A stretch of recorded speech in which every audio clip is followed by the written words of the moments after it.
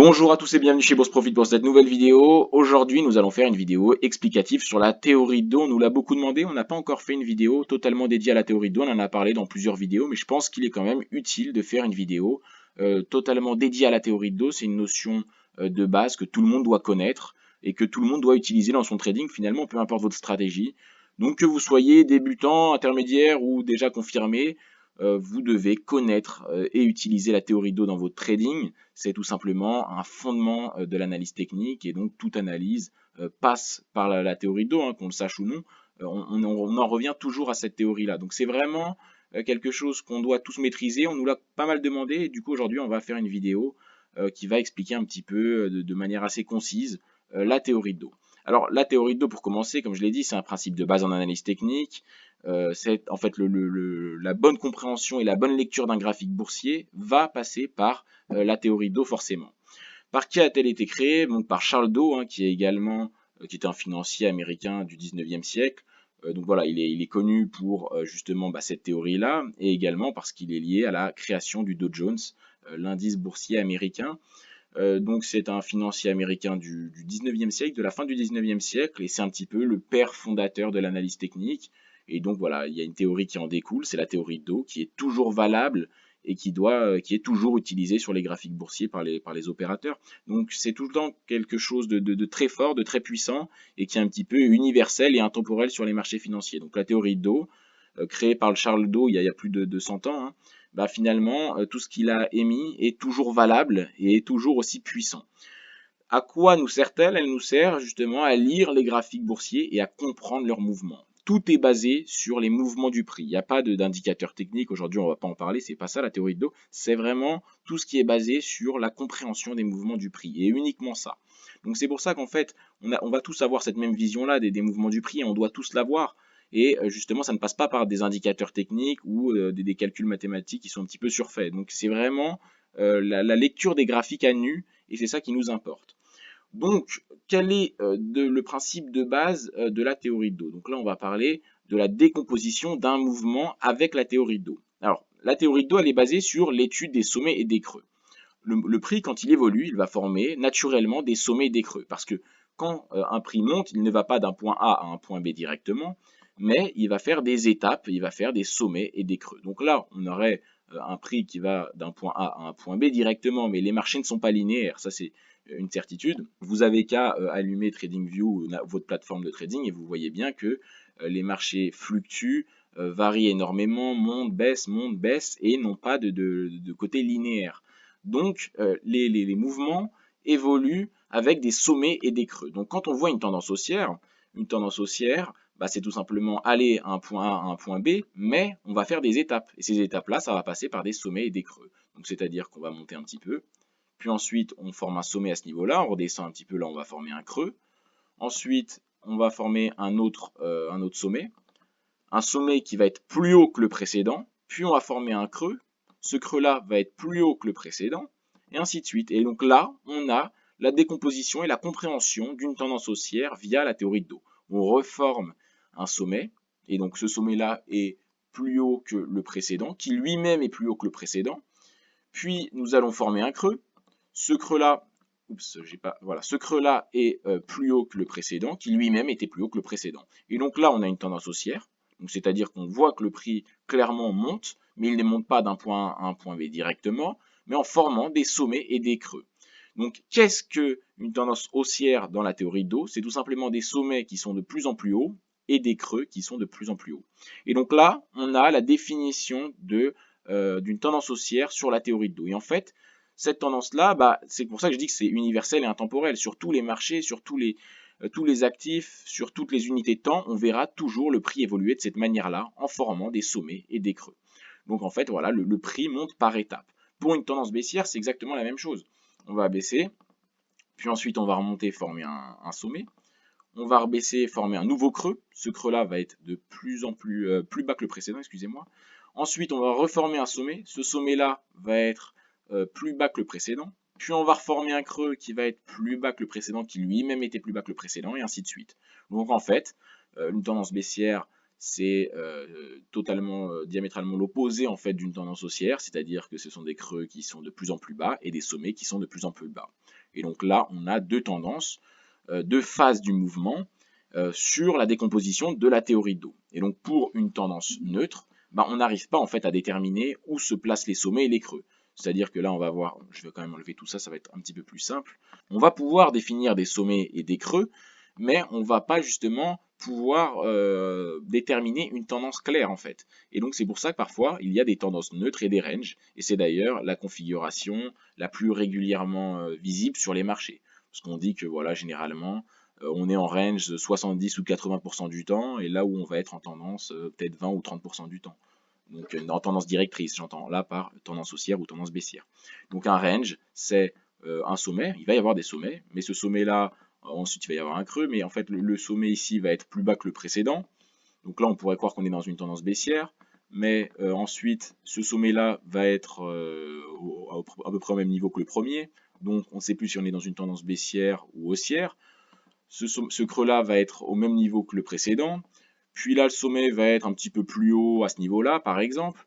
Le creux va faire un plus bas, on pourrait croire un démarrage de tendance baissière, mais en fait non, parce que ce sommet-là va aller plus haut que là, et donc en fait, on se retrouve sur un marché qui n'a pas de tendance visible. C'est ce qu'on dit, hein, le marché est sans tendance, le marché n'est pas clairement visible.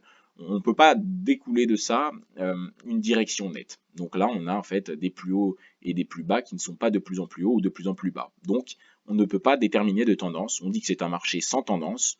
On peut également appeler ça un range ou une tendance neutre. Donc là, on a la configuration finalement préférée des marchés parce qu'on retrouve une tendance neutre, c'est la tendance la plus visible sur le marché du Forex par exemple.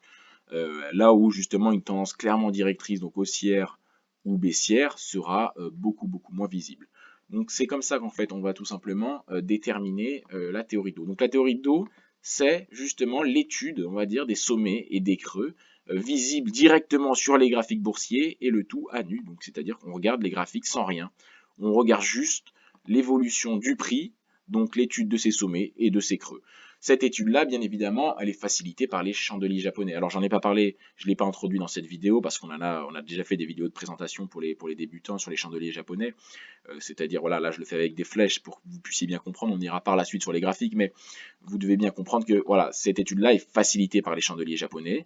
Et donc, ça nous permet de voir des creux de manière beaucoup plus visible que d'autres formes de représentation.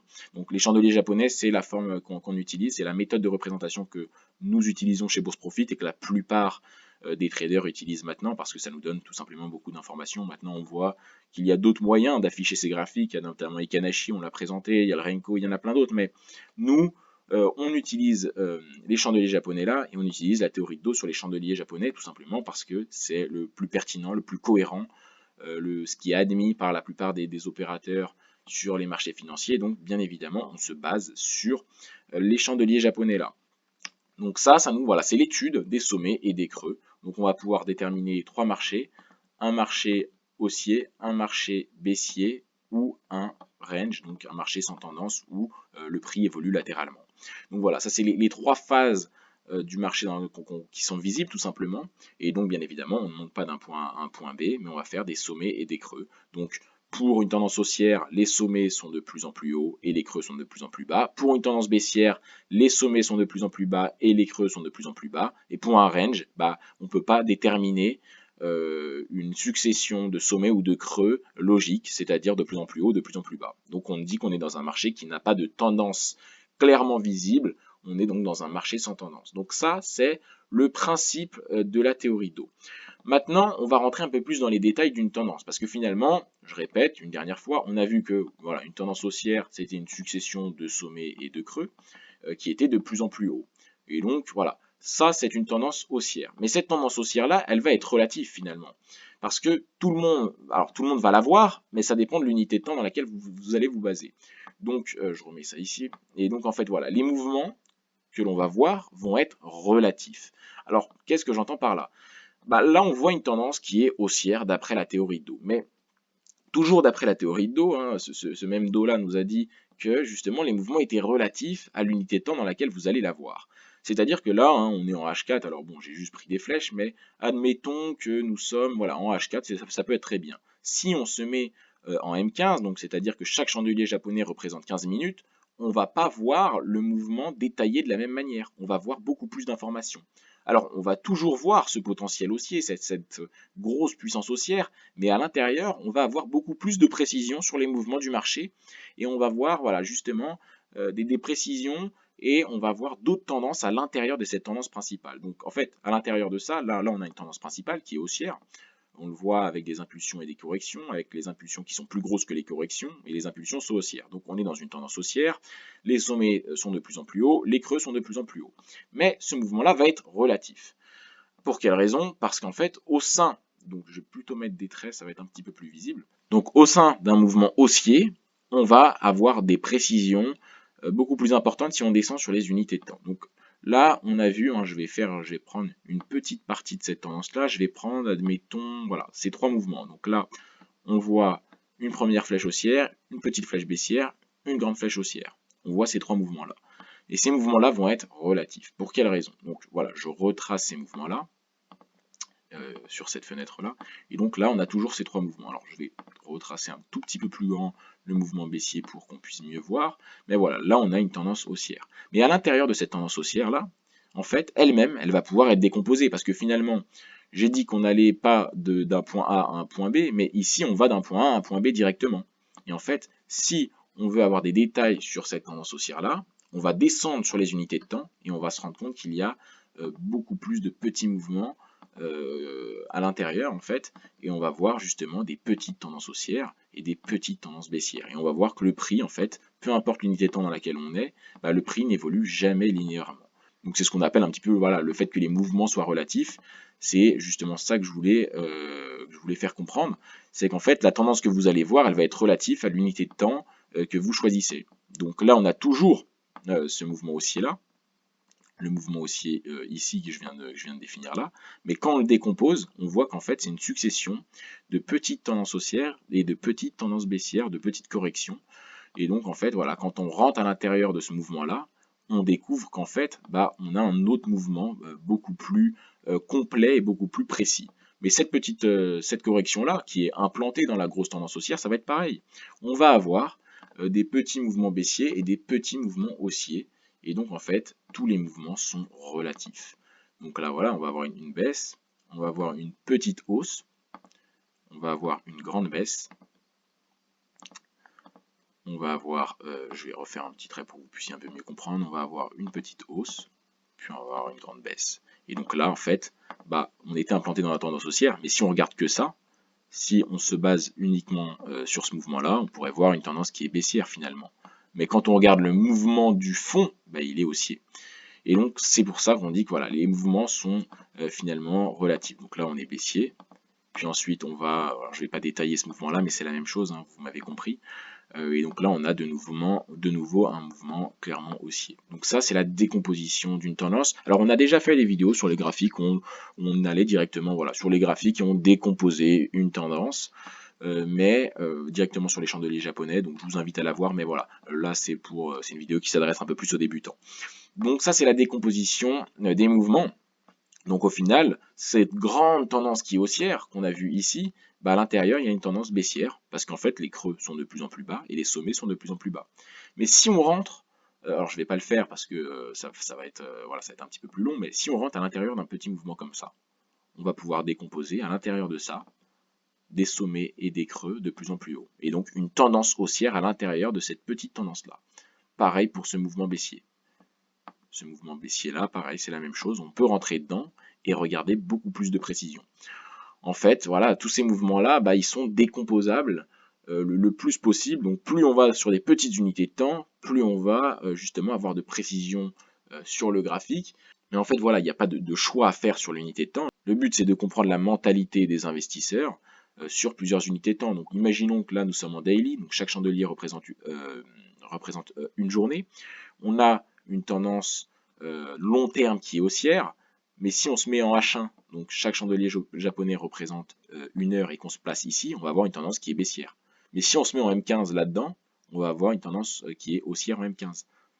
Pourtant, en H1, on sera baissier. Donc c'est pour ça que je dis que les mouvements sont relatifs. Donc d'ailleurs, c'est pas moi qui le dis, hein, c'est bien évidemment Charles Do. qu'il a bien pensé il y a plus de 100 ans. Donc c'est un petit peu les principes de base de la théorie de dos. Donc à quoi nous permet toutes ces études finalement? C'est en fait les fondements de l'analyse technique, hein. C'est la lecture des prix de manière totalement nue. Ça va nous permettre d'identifier et de confirmer une tendance, parce que quand on regarde les sommets et les creux, eh ben, on va voir si les sommets sont de plus en plus bas, de plus en plus hauts, et on va pouvoir donc déterminer une tendance, et c'est essentiel dans notre trading. On doit connaître l'évolution du prix, on doit savoir si nous sommes dans une tendance haussière, baissière, si la tendance long terme est haussière, si la tendance moyen terme est baissière ou haussière. On doit savoir décomposer finalement ces prix-là, et la théorie d'eau répond à cette attente-là. Donc, avec la théorie d'eau, on peut identifier et confirmer une tendance, on sait dans quel mouvement nous sommes. Ensuite, la théorie d'eau est puissante pour quelle raison? Parce qu'elle est valable sur tous les marchés, donc vous allez sur les crypto-monnaies, sur les matières premières, sur le forex, sur les indices boursiers, sur les actions, peu importe. La théorie d'eau, c'est toujours la même chose. C'est juste basé sur la représentation d'une cotation boursière. Et puis, c'est valable, comme on l'a vu, sur toutes les unités de temps, tout simplement parce que le mouvement est relatif. C'est une méthode qui est basée uniquement sur le mouvement du prix. Comme je l'ai dit, il n'y a pas de surplus graphique, on n'est pas là à regarder des indicateurs techniques, il n'y a rien. C'est juste, on regarde des graphiques, on regarde comment évolue un graphique. Alors, je vais aller un petit peu sur les chandeliers pour vous montrer directement, mais voilà, c'est simplement l'étude des graphes.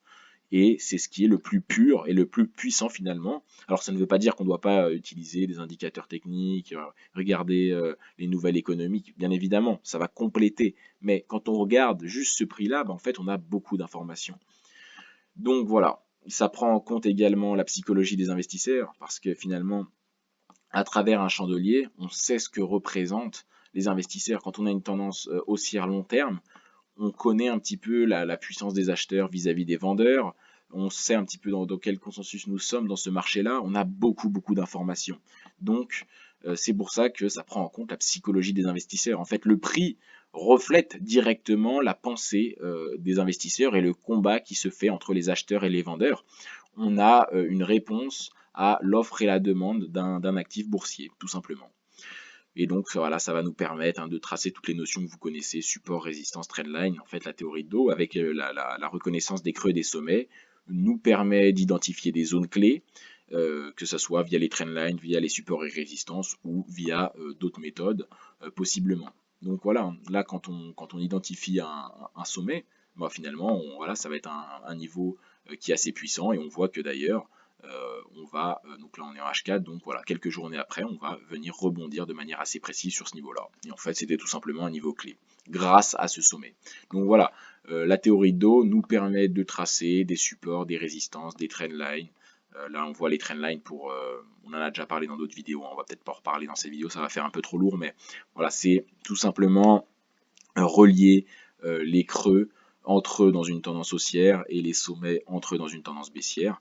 Donc ça nous permet encore de mieux identifier visuellement une tendance et de regarder des nouveaux mouvements qui sont clés en fait sur les graphiques. Donc là, on va se balader un petit peu sur les graphiques pour mettre en application ce qu'on vient de voir. Alors c'est très simple, hein, c'est exactement la même chose finalement. Bien évidemment, ça demande de l'entraînement. Ça demande tout simplement voilà, de l'entraînement. Aller sur les graphiques, essayer de décomposer les mouvements. Prenez des mouvements simples, hein, des mouvements comme celui-ci. Voilà, donc là on a un mouvement qui est simple finalement. On voit bien hein, que globalement, à ce niveau-là, on est dans une tendance totalement baissière.